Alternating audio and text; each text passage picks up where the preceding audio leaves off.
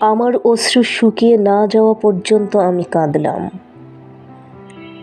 মোমবাতি নিঃশেষ না হওয়া পর্যন্ত আমি নামাজ পড়লাম। যতক্ষণ না মেঝেতে ফাটল ধরল আমি হাঁটু গেড়ে থাকলাম। আমি জানতে চাইলাম মুহাম্মদ ও যীশু খ্রিস্টের কথা। ওহ জেরুজালেম, নবীদের সুবাসে সুরভিত আসমান আর জমিনের মাঝে সবচেয়ে স্বল্প দৈর্ঘ্য রাস্তা। একটি সুন্দর শিশু যেন তার পোড়া আঙুল আর নিচে তাকানো দৃষ্টি নিয়ে দাঁড়িয়ে আছে। এখানেই তোমার শাদি মরুদ্যানে নবী হেঁটে গেছেন।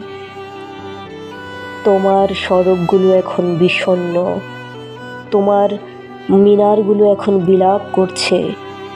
তুমি যে তরুণী কালো বসনে আচ্ছাদিত। নেটিভিটি চার্চে কে ঘণ্টা বাজায় রবিবার সকালে, কে ক্রিসমাস পর্বে খেলনা নিয়ে আসে শিশুদের জন্য। ওহ জেরুজালেম, দুঃখের নগরী। আমার চোখে একটি বিশাল অশ্রুধারা ঘুরপাক খাচ্ছে।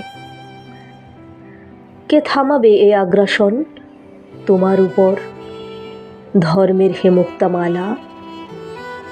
কে তোমার রক্তাক্ত দেয়ালকে মুছবে? কে রক্ষা করবে বাইবেলকে? কে বাঁচাবে কুরআনকে? কে জীবন রক্ষা করবে যিশুর, তাদের হাত থেকে যারা তাকে হত্যা করেছে? কে বাঁচাবে মানুষকে? ওহ জেরুজালেম, আমার শহর। ওহ জেরুজালেম, প্রেম আমার।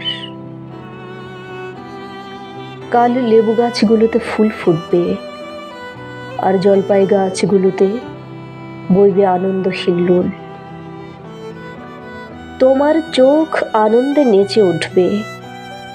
যাযাবর পায়রাগুলো আবার ফিরে আসবে তোমার পবিত্র গম্বুজগুলোতে।